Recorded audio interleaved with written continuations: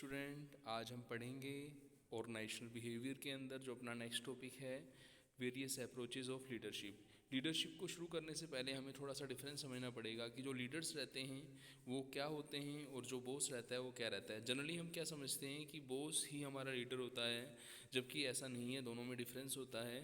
कभी कभी ऐसा हो सकता है कि लीडर्स जो हैं एम्प्लॉय को कोचिंग भी देते हैं, एम्प्लॉय को एंथुआस्टिक, एम्प्लॉय को आगे का डायरेक्शन गाइडेंस देते हैं। वो चीज़ें बॉस से भी मिलती हैं, पर वहाँ पे थोड़ा सा डिफरेंस जो रहता है वो हम यहाँ पे समझते हैं। जैसे हम देखें, फर्स्ट आता है, हम बात करें कि बॉस और लीडर जो हैं वो करते क्या हैं। जैसे बॉस एम्प्लॉय को टास्क असाइन करता है, ड्राइव्स द एम्प्लॉय, और जो लीडर है वो क्या करता है, एम्प्लॉय को कोचिंग देता है। बॉस जो डिपेंड होता है वो किस पर डिपेंड होता है, अथॉरिटी पे डिपेंड होता है। लीडर अपनी गुडविल पर डिपेंड होता है। बॉस के अंडर यदि आप वर्क करते हो तो आप due to fear inspire fear से वर्क करेंगे, जबकि लीडर्स जो रहते हैं वो आपको फियर नहीं, वो आपको एंथुआजिस्टिक बनाते हैं। बॉस आपको कोई भी काम करेगा बताएगा तो वो क्या कहेगा, ये काम मैंने ऐसे किया था।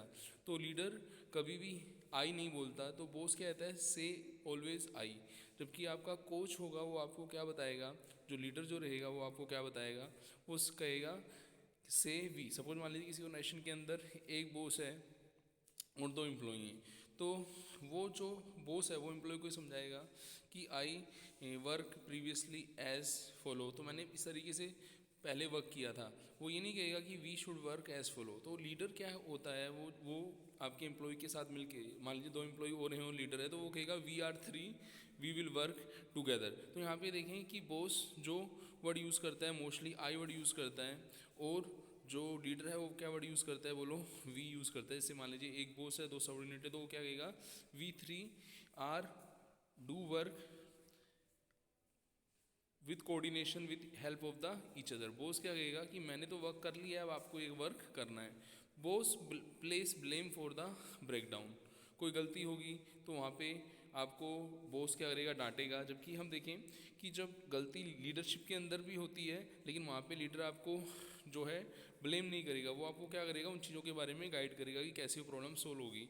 बॉस हमेशा ही कहता है knows how it is done, कि वो काम कैसे करना है, और वो ये नहीं बताएगा कि काम को कैसे किया जाना है। वो कहेगा मैं जानता हूँ कि काम को कैसे करना है। वो कभी भी आपको बताएगा कि तो पूरा आपके साथ खड़ा नहीं रहेगा, जबकि लीडर आपको हमेशा क्या करता है, गाइड करता है, कंटिन्यूसली गाइड करता है। तो बॉस क्या करता है, अपने जो उसके अंडर सबऑर्डिनेट रहते हैं उनका यूजेस करता है, और जो आपका लीडर करता है वो क्या करता है, एम्प्लॉय को, पीपल को क्या करता है, बोलो, डेवलप करता है।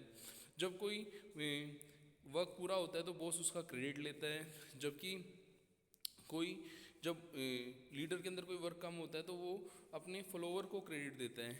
ठीक है ना। तो यहाँ पे दोनों में डिफरेंस देखें कि एम्प्लॉय को क्रेडिट कम मिलता है, बॉस को ज़्यादा मिलता है। जबकि लीडरशिप के अंदर क्रेडिट जो है employee as a follower, leader उनको क्रेडिट देता है। बॉस हमेशा आपको कोई काम कमांड से कराएगा, ठीक है ना, और कोच एज ए लीडर आपको क्या करेगा, आस्क करेगा, उन चीज़ों के बारे में बताएगा। बॉस आपको कहेगा से गो, जबकि लीडर क्या कहेगा, लेट्स गो, कि हमें मिलके काम करना चाहिए। तो आपने यहाँ डिफरेंस देखा होगा कि कुछ बॉस हो सकता है कि वो लीडर्स हों, ठीक है ना, वो नहीं भी हो सकता। मोस्टली हम आज के टाइम में देखें, ट्रेडिशनल टाइम था तब तो बॉस और लीडर में ये डिफरेंस देखने के लिए मिलता था, लेकिन एट प्रेजेंट देखें तो ये डिफरेंस अब लगभग कम सा हो गया है।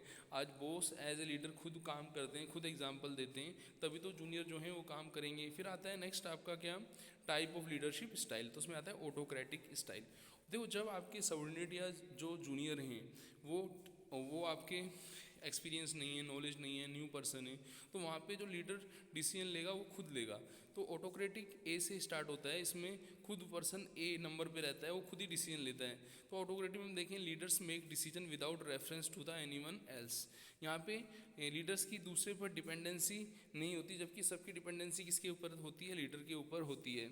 यहाँ पे अदर पर्सन इतने मोटिवेट नहीं होते, मोटिवेशन कम हो जाता है। और यदि हम देखें कि ये जो स्ट्रक्चर है वो कि सभी ऑर्गेनाइजेशन में ऐसा नहीं होगा कि सारे एम्प्लॉय न्यू होंगे, उनको ट्रेनिंग मिलेगी, कि कुछ कुछ एम्प्लॉय में ऐसा आपको देखने के लिए मिलेगा। तो सेकंड आता है आपका डेमोक्रेटिक स्टाइल। डेमोक्रेटिक की यदि हम बात करें तो आप ये देखें, हमने डेमोक्रेटिक से पहले हमने क्या ऑटोक्रेटिक पढ़ा था, तो बीच में दो स्टेप्स आती थी, एक तो आता था ब्यूरोक्रेटिक, ठीक है ना, और एक आता था कंसल्टिव। तो उन दोनों को हमने यहाँ पे डेमोक्रेटिक के अंदर समझना है। जैसे हम बात करें कि इंडिया जो अपना कंट्री है वो क्या है, डेमोक्रेटिक कंट्री है। यहाँ पे to the people, by the people, for the people हम बात करते हैं गवर्नमेंट्स की। तो डेमोक्रेटिक के अंदर जो डिसीजन लिए जाएंगे सबके मिल के लिए जाएंगे, कंसल्टेशन से डिसीजन लिए जाएंगे। तो डेमोक्रेटिक के अंदर क्या आएगा, encourages decision making from different perspective, leadership में एम्पेजेस through out the organisation.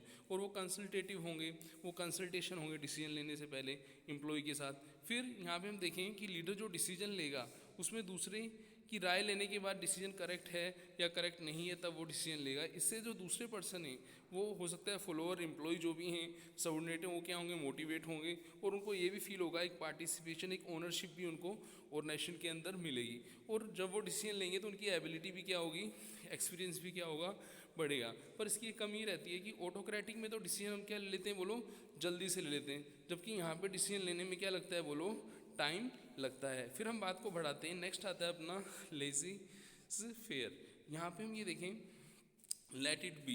Let it be का मतलब है, आप देखें लेजी का आप एग्जांपल लो, जैसे हम लाइफ इंश्योरेंस की बात करें, जनरल इंश्योरेंस की बात करें एल से, तो वहाँ पे क्या होता है कि एक पर्सन जो है, बॉस जो है अपने जूनियर को टारगेट दे देता है कि आपको इतनी सेल करनी है, वो उसको ये नहीं बताता कि कैसे काम करना है। तो वहाँ पे लेजी फेयर्स के अंदर जो टारगेट दिए जाते हैं उनको पूरा करने के लिए एम्प्लॉय को मोटिवेट किया जाता है। Let's it be the leadership responsibility share by all. जो सबऑर्डिनेट है उन सबको शेयर करनी है इन्फॉर्मेशन, और उनको क्रिएटिव खुद के बेस पर कब मीटिंग करनी है, कब सेल करनी है, किससे मिलना है, वो खुद वो डिसाइड करेंगे। उसमें थोड़ा आपका बॉस भी है, लीडर भी जो है आपको हेल्प करेगा। यहाँ पे टाइम थोड़ा ज़्यादा लगता है, कुछ लोग काम को पहले कर देते हैं, कुछ डिले होते हैं, और ये पर्सन टू पर्सन क्या होता है, इंट्रा पर्सनल रिलेशन होता है। फिर आता है आपका लीडरशिप के अंदर पैटर्नलिस्टिक। जैसे हम देखें कि वास्तव में हम देखें कि लीडर जो पुराने होते हैं, जो एजेड होते हैं, जो काफ़ी टाइम से, वो फादर फिगर की तरह एज ए लीडर काम करते हैं। वो हम जो भी काम करते हैं उनके से कंसल्ट करके हम क्या करते हैं, उनके कंसल्टेशन से काम करते हैं। तो ये लीडर करते क्या हैं, ये सबसे कंसल्ट करते हैं, सुनते सबकी हैं लेकिन करते अपने दिल की हैं। ये क्या कहलाते हैं आपके पैटर्निस्टिक लीडरशिप स्टाइल। ये जो लीडरशिप की हमने स्टाइल्स देखी है, नेक्स्ट लेक्चर के अंदर हम लीडरशिप की स्टाइल्स के अंदर कुछ चेंजेस को समझेंगे। वहाँ पे हम डिस्कस करेंगे कि लीडरशिप के अंदर क्या क्या चेंजेस आते हैं। इस लेक्चर के अंदर हमने पैटर्निस्टिक, आपकी लेजी फेयर्स, फिर आपका डेमोक्रेटिक और ऑटोक्रेटिक स्टाइल को हमने पढ़ा। मिलते हैं नेक्स्ट लेक्चर में। थैंक्स।